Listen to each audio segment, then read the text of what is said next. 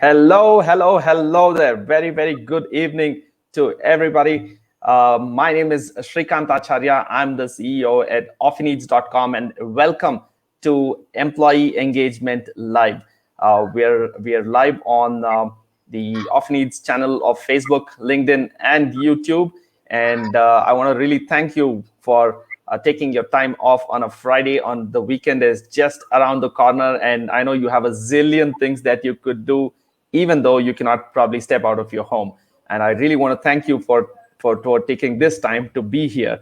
And I'm going to do my best to add great value to your presence here. Once again, I'm Shrikant Acharya. I'm CEO at offineeds.com. Offineeds is a leading corporate gifting company based in Bangalore, Hyderabad, and Chennai. And every Friday, I try to do these employee engagement live sessions where I bring on experienced professionals, authors, and people who have worked with large organizations and grill them and ask them questions about employee engagement. I feel that it is really important that we speak about employee engagement now because compared to the pre-COVID situation, you had all the employees in the organization and it was a relatively different kind of a situation. I won't say easy. Employee engagement has never been easy, but at least it was different. It was there at one place. Now all your employees are distributed across the country and maybe some across the planet as well. And how do you handle employee engagement in such a situation? So we are going to be speaking about that, and I am super excited because we have a powerful speaker. He's got a very, very exciting profile. So let me introduce you to Vinay Trivedi. Vinay is the head of HR at Talend, a global technology solutions provider. And he has close to 15 years of experience in the field of talent management, talent engagement, and talent acquisition across IT, ITes, banking, insurance, and Fintech. He completed his post-graduation from XLRI Jamshedpur in 2008, and after that, he's worked with HP, Accenture, ITC Infotech, Axis Bank, Future Generali Life Insurance, before taking on the role of head of HR at Talend. He also hosts a YouTube channel called VT Talks, where he speaks about career advice and general life advice, and a lot about HR topics and his sharings about his experience from HR. So without any further ado, ladies and gentlemen, please help me welcome Vinay Trivedi. Vinay, thank you so much for coming onto the show. It really means a lot. I know you have a packed schedule. Thank you so much for being here. Most welcome. Thanks, Shrikant, for inviting me over to have a supercharged conversation today on employee engagement. Absolutely. Let's start with the first question straight off the bat. What, according to you, Vinay, is employee engagement? People really think that when you create employee happiness, it leads to higher engagement, or when you are working on employees being satisfied, it leads to higher level of engagement. In reality, and my view of several years working is employee engagement is not employee happiness, nor it is employee satisfaction. But employee engagement is a very, very high level emotional connect with the organizational goals, which will make the employee use discretionary efforts to work in the organization. I'll give you an example. When there's a wedding in the family, discretionary effort to work overtime.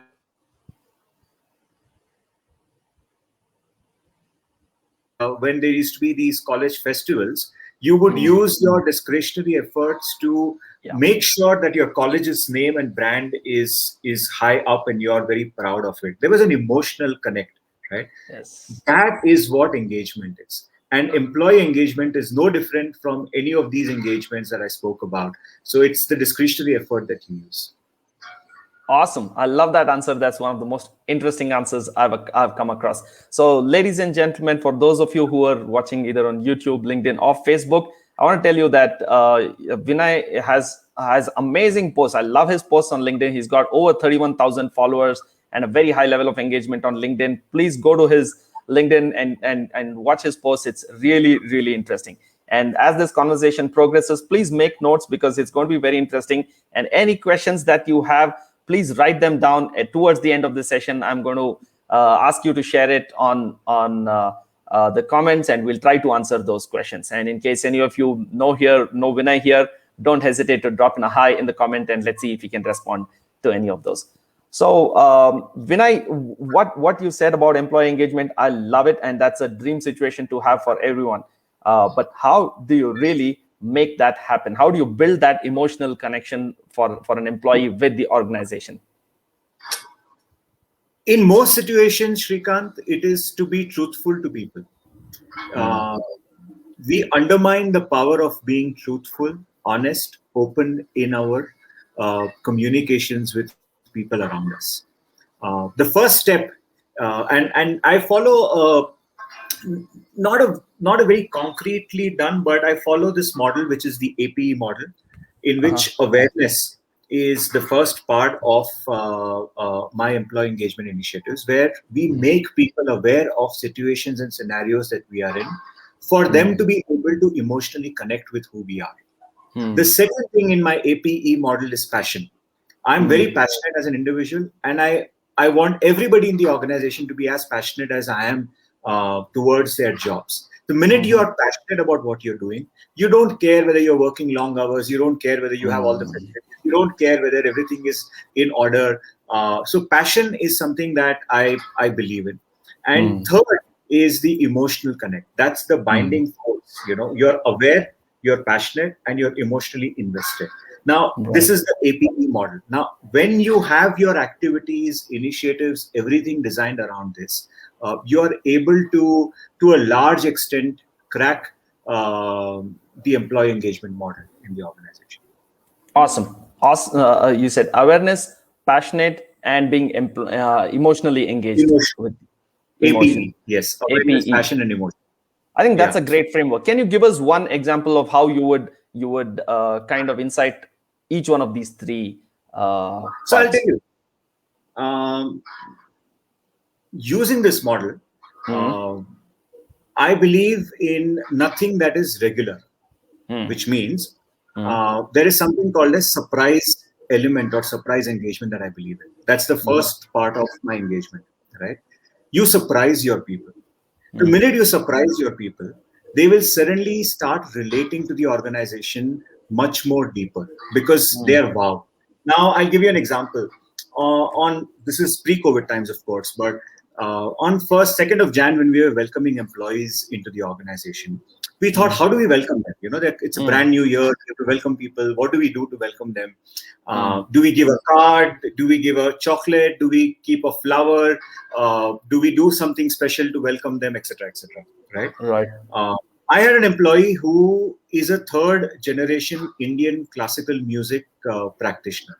So I asked him that, can you play, sitar or some classical music for us to welcome people?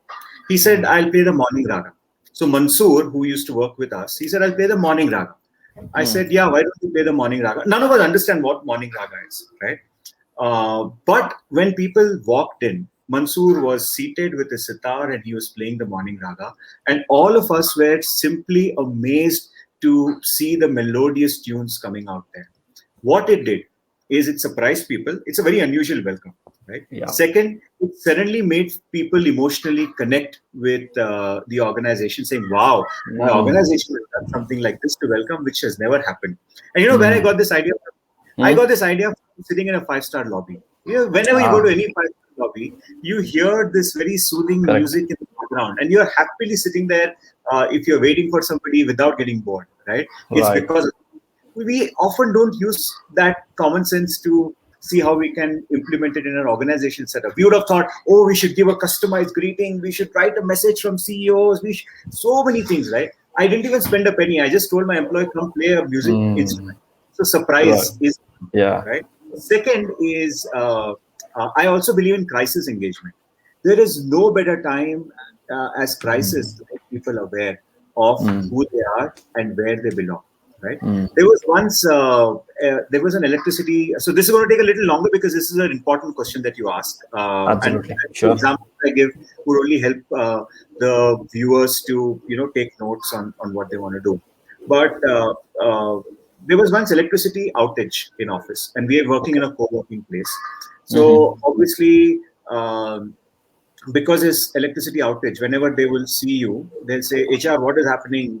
There's no power in office. And while they know that it's a centralized problem, it will take time, blah, blah, blah, and all of that. So everybody is out of their workstations, working in common areas, trying to figure out what they want to do and so on and so forth. All I did is I took my phone. I said, can you please pose for a photograph? I started clicking their photographs. They know that I post a lot on LinkedIn. So when I started clicking their photographs, suddenly the anger and irritation turned into, bonhomie of people saying that, oh, yeah, we are working like this, we are that. And then when I put up that story, people are like, yeah, there was no power. Who cares? We were still enjoying working in Right. outside the comfort zone. How you turn crisis Yeah. into opportunity, right? Engages Right. with people. It suddenly Right. creates a great impact, right? So surprise engagement, crisis engagement are worth exploring for people. And last Right. is simple, impactful ideas. We'll talk about it in the later part of the conversation.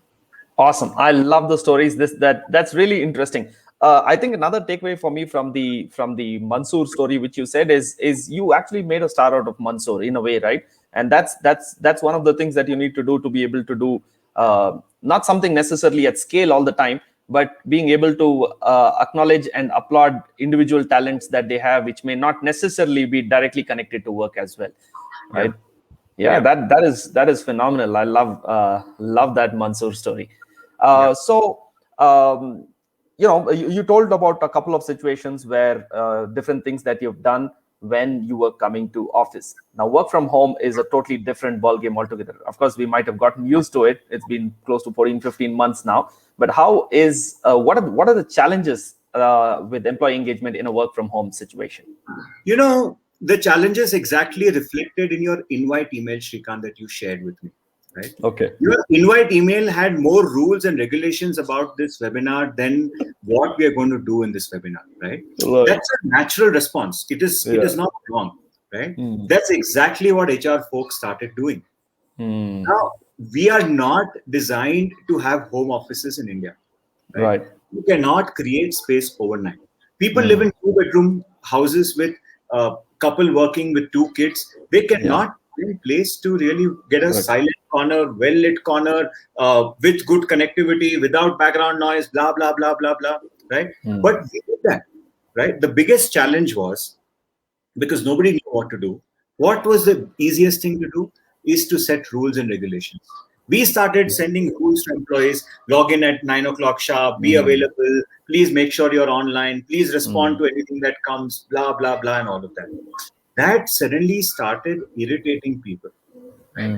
But none of us in the first wave, none of us were impacted by COVID. So we only heard of COVID in some distant place saying numbers are increasing, blah, blah, blah. Correct. So we just continued to badger our people with rules, regulations, availability. You are working from home, so you should be available, blah, blah, blah. Suddenly, when the second wave hit all of us, this changed because suddenly it started hitting us in our First houses. circle. The minute it started hitting us in our houses, the rules and activities turned into care and compassion. They started suddenly, asking, "Are you guys all right? Don't worry. Want to just take some time off.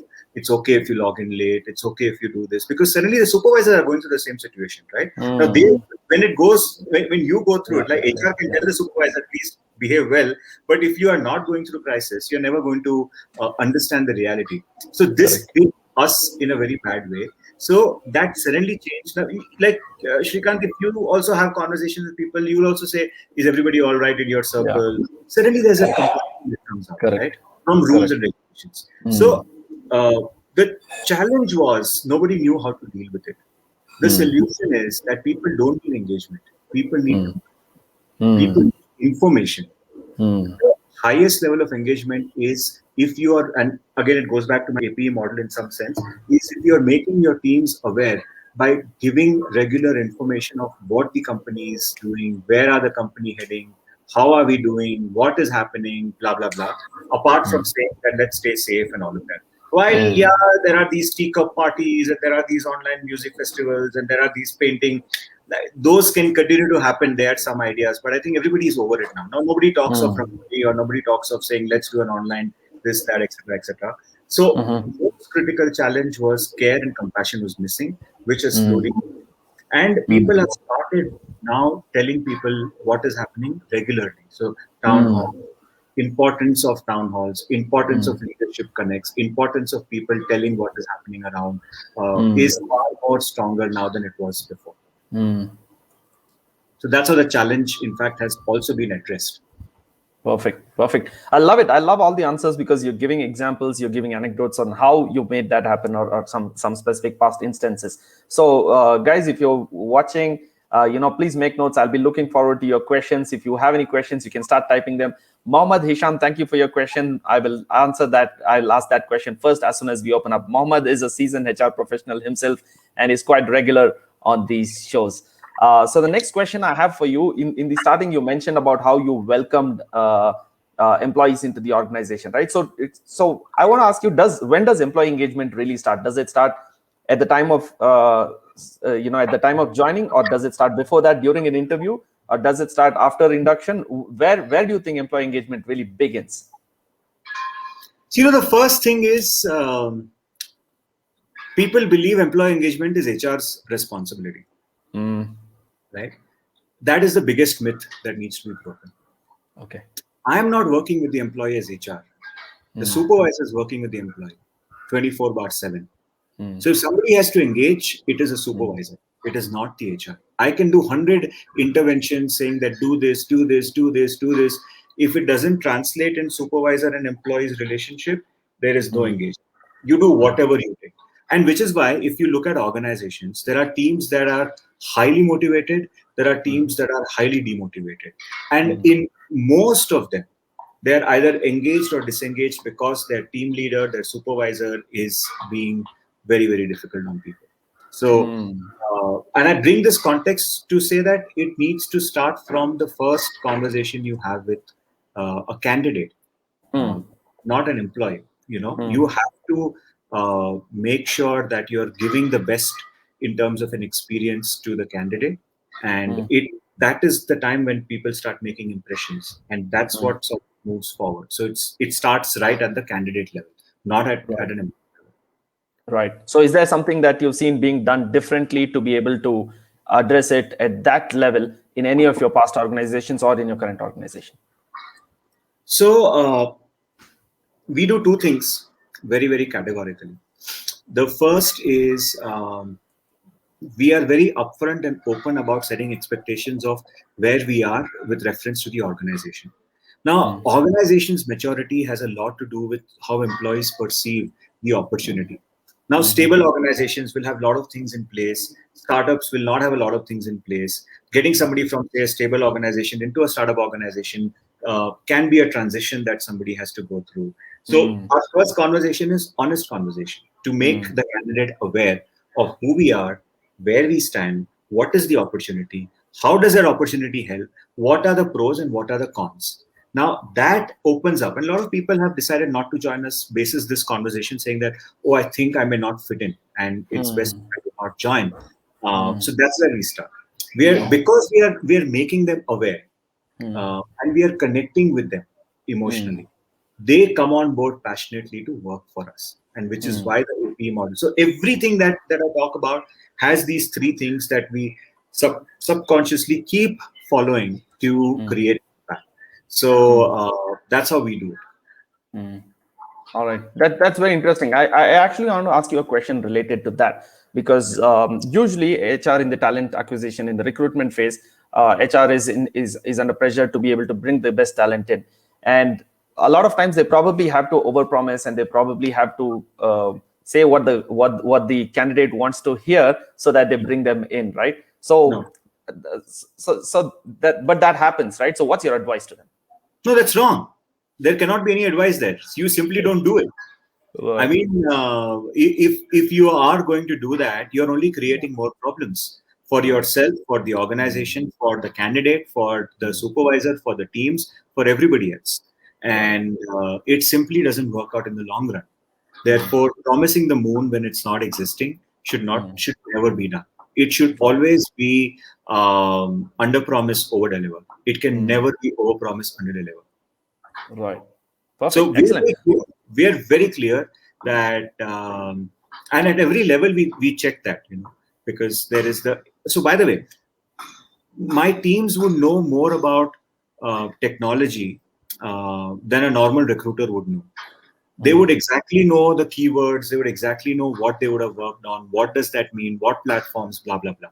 And the reason they've spent so much time on getting to know these things is because if they don't know their business, they cannot be hiring for them.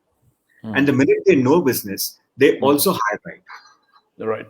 Most cases, what happens is people don't understand the business very well.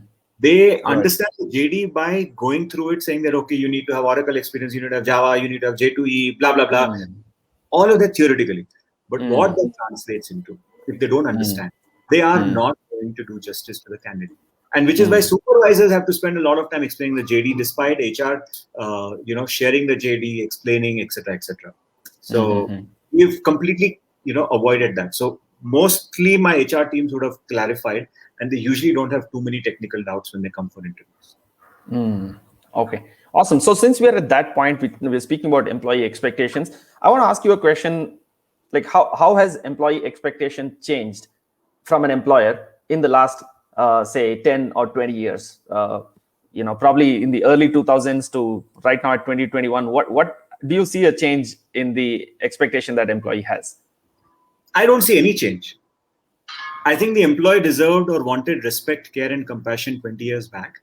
And they need that even now. I don't think that changed. The core of, we are all human beings, right? We haven't changed.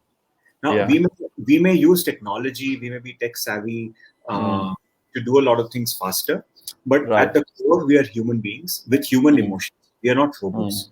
So let's go back to the 80s era when public sector organizations, PSUs, used to rule the roost, right? And a lot of people join PSUs. Okay, everything that the supervisor says is the command, right? And they have to follow it.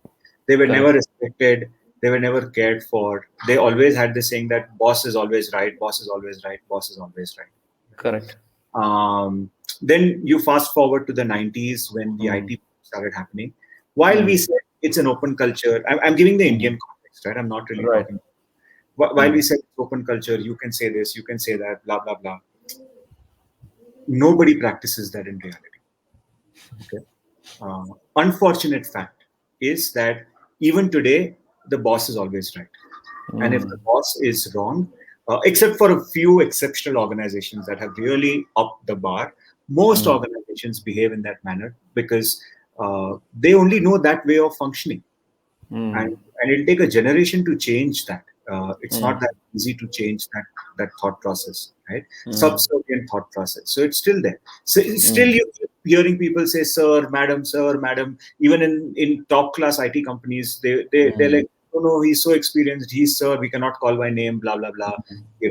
So I think the core, and every HR should understand that, is if you give respect and if you're compassionate. For example, if somebody is unwell, instead of asking him to submit medical report when he comes to office, or asking him, if he says I'm unwell, oh, you're back tomorrow.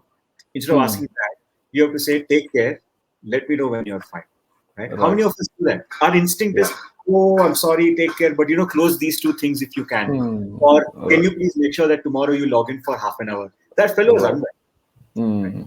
So care, compassion, and respect are three very critical things that are underestimated in the high-flying, jargonized world where people want to say millennials need this, millennials need that, blah, blah, blah.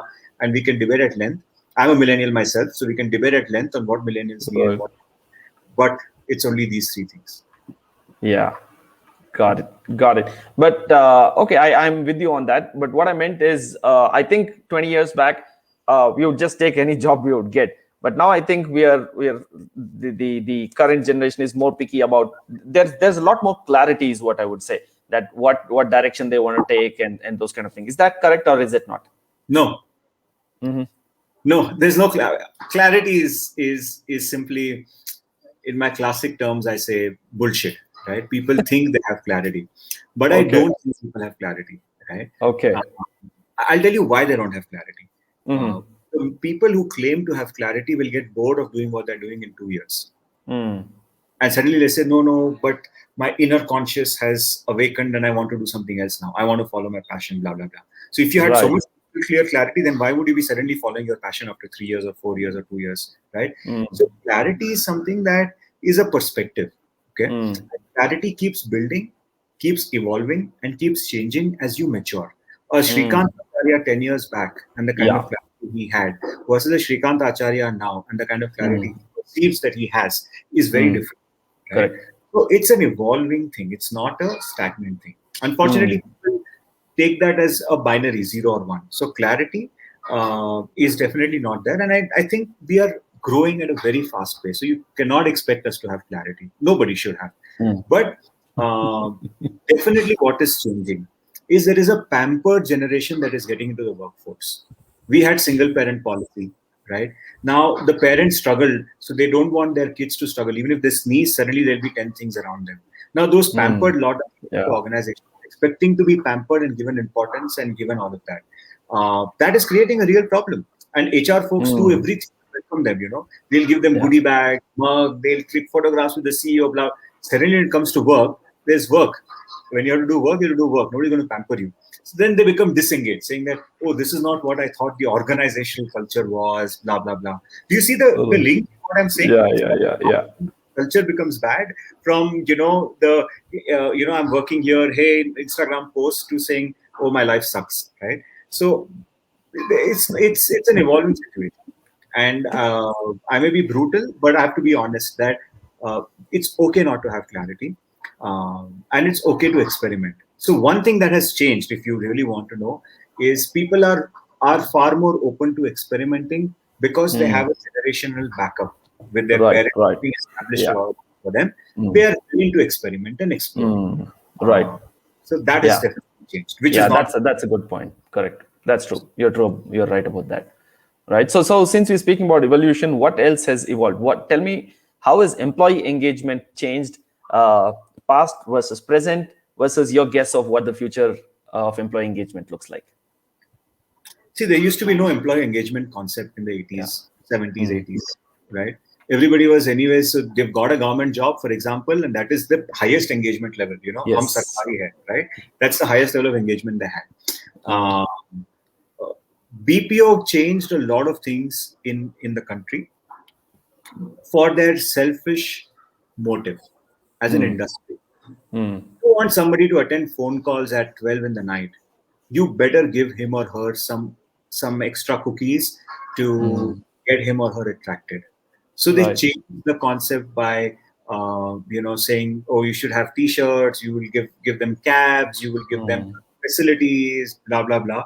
That was really to not engage with employees. That was really to say that, Mm. boss, if I have to get this guy here, let me show Mm. him the law. It's a law of attraction, right? Let us show him or her more attractive Yeah. things for him to get Yeah. attracted to her. Nothing Right. wrong, right? Nothing But that wrong. was Okay. the change. That was the Right. change, right? The Mm. industry Mm. adopted to it because of that. Okay. Mm. Then the IT boom came and IT, industry, started coming in. They also had mostly US clients in the Mm. initial days. Europe came Yeah. much later, but it was mostly US. Now, US Correct. clients means that you have offshore, on-site, offshore Mm. communication, right? Which Correct. means you have to stay late in office. So they Mm. started creating avenues for people to pass their time. Mm. Secondly, mostly bachelors who move to bigger cities and have nothing else to do going back home would want to spend time in an air-conditioned office playing snooker than rather than going in the house and sweating it out. For example, in a city like Chennai or a city like Mumbai, right? So, what would you prefer? I might as well be in office. I'll finish my dinner only and go. So I only come back. Mm. Right. That's good because it was very nice. Now that Right. behavior continued, and then suddenly people started getting married, people started increasing their families, and then like, oh, I have burnout now. My boss expects me to stay in office till 10 o'clock. But Mm. you did the same thing 5 years back, and you were very happy about it, and that's why the Right. whole picture sort of set in, right? Mm. So Mm. that Mm. is changing. A lot of Mm. that is what I see in future is hopefully some compassion comes in where people Mm. begin to realize the importance and value of how we can have a good work culture. I'm Mm. not saying organizations don't have. A lot of organizations have great cultures and they've worked really hard to get there. but we have a long way to go if I look at the whole spectrum and not just one industry or two industries. Right. Perfect. Excellent. So we'll try to speak a little bit more about compassion and culture. You spoke a little bit about it, but we'll try to take some questions that we have here. We've got some great responses and some great questions happening on LinkedIn as well as Facebook. Let's take Mohammed's question first. What should be the first step towards employee engagement? You kind of answered it in a bit, but let's go a little bit deeper and try to answer Mohammed's question. See, the first step in engaging with any employee is to make him or her aware of the current situation as is. Okay. Yeah. That's the Truth, you first said. step when you start integrating. Now, if I'm joining an organization, the first thing I want to know is, what is this organization? What are we doing? How are we doing? What are the goods? What are the bads? What are the odds? Blah, blah, blah. Right? The more aware I am, the more comfortable I am. The more aware I am, the more giving I will be. So I think awareness is the first thing that you should work towards, and which is what your most onboarding programs do. Yeah. While I have a view on onboarding programs, but I use storyboarding for onboarding. Okay, storyboarding is in my company. We started this as an experiment at Talend. We share stories of every department and how the department contributes to the success of the organization. Once the person knows the story, saying, "Oh wow, this is how marketing was set up. Oh, this is how HR came into place. Or this is how this got set up." Blah blah blah. Right. Suddenly, I'm connecting because I've heard the story. Then I send a presentation saying, "Now read about the organization." They'll go through the presentation and read everything, and they'll relate it to the story, and they'll be very happy about it. So, if you want to engage better, try storytelling as a mode to initiate your conversation to make them aware. Stories definitely work and sell. And people remember stories. Awesome. Love that. I love a book by Indranil Chakraborty called Stories at Work. It's a phenomenal book. I think, Mohammed, if you think storytelling is a good, stories at business is a great idea, you can probably pick up that book. I know Mohammed likes to read books. There is another question here by Aditya Anshu. It says, Vinay, you said that the motivation in the team comes from the mentor or the team leader as a HR manager. If it is brought to your attention that a team leader is responsible for the non-motivation of the team, how could we deal with it if that particular team leader is an exceptional employee, but somehow not able to motivate his or her team? I think that's a phenomenal question, because you hear people leave jobs because of their managers, right? So you have an extraordinary employee who's a great manager, but he's not able to motivate his team. How do you handle those kind of situations? Have the courage to have a truthful conversation with that person to share feedback. Most people do not share feedback for the fear of being vindictive. That if I go and snitch on my manager, he's going to make my life miserable. So mostly this feedback comes out in exit interviews, not in normal conversations. Okay, which is why it is important for HR to have chai sutta conversations with employees and connect with them to get a pulse. Pulse. People say that you should know the pulse of the floor. You should know what is happening. So I'm going a step back first, right? To see how you can get that feedback more often. And I'll tell you what I used to do. This is way back in Accenture when I just started off my career. And I had people who were supporting on-site, so I knew people would work late, blah, blah, blah. And as an HR business partner, we didn't have any work after 6 o'clock, right? But what I would do is occasionally, I would finish work at 6, go out, meet with a couple of friends, have coffee in Coffee Day, or Bangalore has a lot of these options. Around 8:30 or 9 o'clock, I would go back to work and I would just walk on the floor. Suddenly people are like, what is HR doing here at 9 o'clock? And I would tell them that, oh, you guys are working, so I'm also here to meet you guys. I'm just here to say hello. Suddenly they connect, saying that, oh, this guy can make so much effort to talk to us at 9 o'clock and not call us at 12 o'clock in the middle of the day saying, I have an employee connect program, so please come for a session, kind of a thing. I think we can talk to him. So suddenly they start opening up about a lot. These are very simple things that I'm telling you, but that will give you the pulse. Once you know the pulse, you start talking to the respective supervisors who are disgruntled. In most cases, they would be disgruntled because either they're going through a personal crisis, or they're not happy with their own work, or they're not happy with their own supervisors. And there is some frustration point. So you have to figure out that frustration point and have an open conversation saying that you can be frustrated as you are, but if you are not going to treat your team members well, there will be a time when people will start leaving your team. And in about 60% of the cases, I have seen visible change. 40% is still, those are beyond repair cases. You can't do much. But at least 60% I've seen an impact. If I have to give you a realistic. Right, right, perfect. Before we switch to another question, which we have in the comment section, I'm a little afraid to ask you, but I want to ask you still, what is the role that merchandise has to play in employee engagement? Do you believe that T-shirts and those kind of things with logos play any role or not at all? I think merchandise is the sweetest way of connecting with employees, if you ask me. And when people start sporting your merchandise, your official merchandise, it showcases that they're passionate about the organization and they're emotionally invested. So to me, it's a very crucial link to know if people are engaged with the organization or not, and is how they use that merchandise. But what needs to happen more often, and because of technicalities, it doesn't happen, is personalized official merchandise works the best. And without like one organization, if you could let me, can you see this? Yes, right? I can. Asan Jobs is an organization I work with for my staffing. All right. They're now OLX, right? They gave me this with just my name on it. But I remember it was given by Asan Jobs. Right. And I'm using it because I don't have Asan Jobs logo.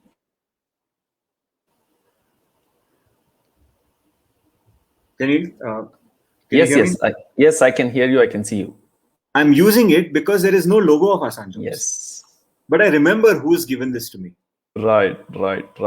Excellent. What is more important? Yeah. That you remember the company. To a personalized merchandise or to just dole out your brands because you want to be visible. Right. Excellent point. Absolutely great point. I love what you said, and it absolutely perfectly resonates with kind of what we do, right? So I want to pick. I have a few more questions, but before that, I want to pick about culture that you spoke about. I have a feeling you have something important to say there about the work culture in an organization and how it gets impacted or how it can be cultivated in a current work from home kind of a situation. I think any culture is a top-down approach. Okay. Top-down approach. Go back to your family setups. The head of the family sets the tone how the family functions. Right. The minute the head of the family stops taking charge, everybody becomes head of the family, and then the family disintegrates. Okay. I'm giving you a very personalized example to help you get the perspective. Right. So organization is nothing but a collective form from individual to group to teams to organization. Right. It's a collective human being, humans. Okay. So it is a top-down, 100% top-down approach. Walk the talk is very critical. You cannot say that we care for employees, you should switch off at 6 o'clock, and the next email to your teams is, can you please send this by 7:30 p.m. today? Right? That, and if you're sending it to your boss, I mean, your boss's boss is sending it to your boss, then your boss will say, oh, he only doesn't care. I will also have to get the work done. So let me also, that is how culture start getting affected. So it is top-down. Right. Your leadership alignment to what we want to achieve is very critical. In most organizations that are great, it's because the top is very clear what they want to do. So if anybody has to work on org cultures, it is the top. It is not bottom. It is top. Perfect. I think that's good. Bottom-up implementation, execution, and strengthening can be done, but the flow has to be top-down. Yes. Absolutely. Let's take a question that Charles has here. He asks, what measures can we take to manage work-life balance in a work-from-home situation? I get a lot of questions about work-from-home situation. A lot of people feel stressed and feel that they're overworked in the current work-from-home situation. Is that true? And if yes, how do they balance it? There are three things, Charles, that anybody should do to maintain a healthy balance. These are stressful times. We are all caged and it's frustrating and there is no getting around that. So if you think that it's all going to be happy and I'm going to have the best balance, it's not, right? But given the situation, can you do at least something that you like, which is pursue your hobby Like, for example, I don't have a hobby. So I experiment to see which one I like.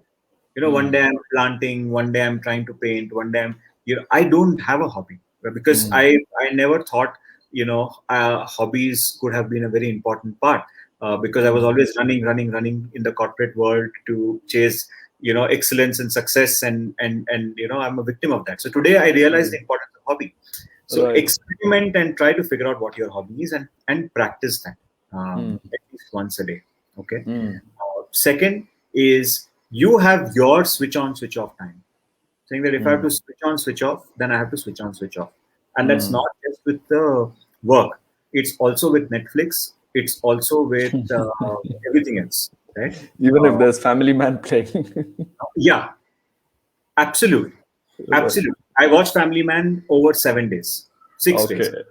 right? You're the Because I was only very person I know who's done that. Yeah, because I was very clear. I don't want to binge watch, right? Right. So as a habit, we it's up to us. So our work-life balance is up to us on what we can start, stop, and what we can do. So Right. follow one hobby, okay. Set time limits for everything. Don't overdo anything. Don't go binge watching and then suddenly you're like, you binge Yeah. watch. Now suddenly you have nothing else to do. It's a hollow thing. Think, oh my god, there's no work-life balance. I'm so frustrated. Blah blah blah. Who asked you to watch 7 hours TV? You could have watched it over 7 days for one hour, right? But Correct. that is what is causing. It's not work. It's what we do outside work that is causing more stress. If you ask me, Correct. right? And you're happy that you at least have work so that you're engaged for Right. 7 or 8 hours, Right. right? So these two things you have to do: set time limits and follow it. Try to figure out Follow what your time. if you don't have one, Yeah. and if you have one, follow it. Simple as that. Right. Yeah, I think that's great advice. I have a very interesting question here from Suyog Suryavanshi, who says, "What's your views on how to measure engagement level?" Now, that's an So, interesting question. Suyo has Suyog, already asked this question to me at least 3 times privately. So he is my mentee. Actually, I mentor him. okay. So he's So I guess interesting. either he wants others to know the answer or he's not happy with the answer So he every gave. time I tell a different answer, maybe. So he's just trying to test me. Get a Uh, new one this time. so sorry, what was the question? I forgot the question again. The question is, how do you measure engagement level? Simple.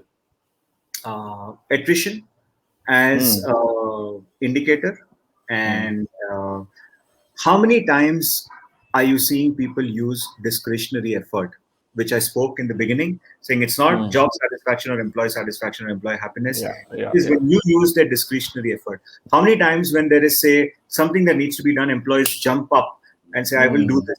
Versus you have to push them saying, Kar lo yaar, if you do this, it'll help. Yeah, please do it one time, do it for me, blah, blah, blah, kind of a thing.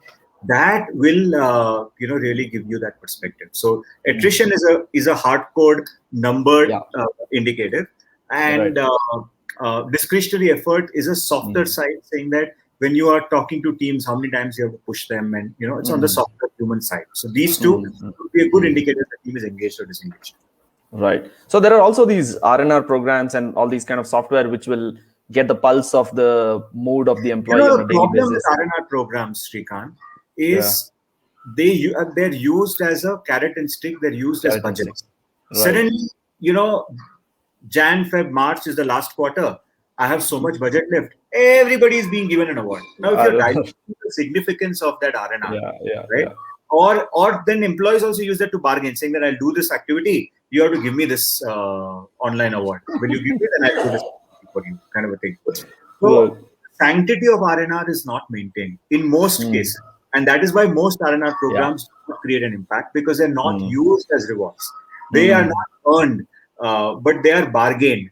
They're bargain. They are distributed, saying, okay, this quarter I'll make these three happy, next quarter I'll make those three happy. You ask a supervisor, he'll say, oh, but I have to make everybody happy, no? Wow, I cannot have people. That is you don't understand my problem, blah, blah, blah, right? I Right. really think if you, as a supervisor, take a call saying that I will reward excellence, and you create that culture in your team, people will aspire for it, and people Right. will. Otherwise, Yeah. there's no point to it. There's no point in that. Agree. There's an interesting question that comes here from Sindhu Kalyan Sundaram. She says, fantastic discussion. Vinay would like to listen to top 2 engagement initiatives implemented by you during the pandemic that created a lot of positive results. Actually, you've got similar questions from, I think, Chetan and I think a couple of other people who asked about how an HR can respond in the current COVID situation or the recent past COVID situation. What if I tell you we didn't do anything special? We didn't. I'll be amazed to hear that. We never set any rules. Uh-huh. We never told people you have to be available, you have to do this, you have to do that, blah blah. Nothing. We just let people free, right? We of course had our informational sessions once a quarter where people are telling what the organization is doing, blah blah blah. We had some surprise, surprise R&Rs which took people, by a surprise, and people were very happy. We continued our gossip meetings for a while. We have this very famous gossip meeting session which we used to do when we were offline. We continued even online. And that's a very powerful tool. So the whole organization meets together for 25-30 minutes and gossips. They do not transact business, but they talk of what is happening and how all of our lives are so screwed. Earlier it used to be how somebody is caught in traffic, how somebody, police caught them, or how something happened, blah blah blah. Now it is to saying that how work from home is like this, how that, blah blah blah, kind of a thing. So we did that. I've never heard of gossip sessions. This is the first time I've heard of something like this. It's very powerful. Because you are not well and you suddenly pick up the phone and start gossiping with your friend, you will forget that you have a headache. And trust me, it's the cheapest form of, I would say, getting high. Not high, but you just get energized when I say getting high. So every HR person should encourage gossip. It does two things. One, it lightens up the environment. People are able to connect. Two, it also brings out the grapevine in the open, which is always behind the back. Is suddenly that, because you're gossiping, right? Nobody is judging you. So you bring the grapevine out. The minute you bring the grapevine out, you can take a management call to nip it in the bud if required.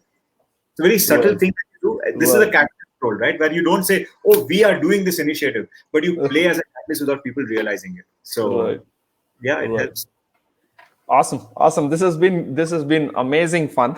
I have another 2 or 3 minutes. Let me see if I can pick any more questions here. Okay, Gautam has an interesting question. He asks, who do you look up to for inspiration or mentorship? That's an interesting question. Who do you look up to? I know you're a mentor to a lot of people. Who's your mentor? I look up to inspiration from daily routine. So, for example, I will have a conversation with a janitor in a hotel on what is happening and learn something. I'll have a conversation with a cab driver to understand his view on world politics and maybe learn something when I'm traveling. For me, I don't have a fixed mentor, but my daily learnings, when I talk to one new person every day as a philosophy. So my learnings have often come from the strangest places. Like I told you, 5-star lobby gave me an idea of welcoming people in my organization. I was about to say that. Or a power cut crisis, turned out into a great initiative because people suddenly got famous on LinkedIn because I wrote a story about it. So I take inspiration from everyday life, and there is so much inspiration from everyday life. We often, we see up in the stars, okay, but you don't even realize that your mother in the house has been, such an inspirational figure, right? Because we want mentor, we want this, we want that kind of thing. I'll tell you a funny story. When this pandemic started and when we were all working from home, and I tell this in every session of mine, of how somebody can adopt, right? My mom at 62, who's hyperactive as an individual, starts meditation for 25-30 minutes every day. Her view is that I'm not used to seeing all of you monsters in my territory from 9 to 6. If I have to bear with all of you, then I have to calm myself down, right? So it's a learning for me, saying that amazing how you're able to adopt to a new situation in a manner to respond better, right? So for me, mentorship is daily incidents like these. Awesome. Love it, Vinay. Thank you so much for your time. Before we close this, I want to pick 3 best questions, and we, as a practice, we give out a 500 rupee gift voucher for them to shop on a platform that we have called safety.offineats.com, where they can buy products to keep their families safe. So, Vinay, would you like to pick the questions, or shall I do that? No, please do it. Your show. All right. I think I loved 2 or 3 questions really well. Aditya Anshu asked about, how do you manage how do you address managers who are not treating their teams really well? That was a fantastic question. And I really liked Suyog's question about how to measure engagement, and that has never been asked. And I think I like the answer to that as well. And So I think Sindhu's even answers get a gift voucher. Like if I've given some good answers. absolutely. Yes, you'll get a dinner treat with me once lockdown gets lifted. And I think the third gift should be going to Sindhu, who asked about employee engagement initiatives that were taken during the pandemic. These are my three picks. Can we go with these, Vinay? Sure. All right. So Anshu, Sindhu, and Suyog, somebody from my team will reach out to you. And thank you, everyone else. There was a lot of questions. I tried to kind of combine some of the similar looking questions, and I put them out in case I've not answered any of the questions. And if you would like to get them specifically answered by Vinay, I'm quite active on LinkedIn and Facebook. Send me a direct message, and I'll try to get that answered by Vinay. Thank you so much, Vinay. It was great fun. It was really interesting. You had a lot of different kind of perspectives I've never seen or heard before. But it was great fun speaking to you. Thank you for taking the time off. It meant a lot to us. No, I'm happy that this session has created some impact, and thank you for inviting me over, and thank you to everybody who joined in to listen in. I'm really glad and thrilled to have spent my 50 minutes with all of you. Thank you. Thank you very much. Thank you so much. Take care. Have a great day, everyone. Bye-bye. Bye.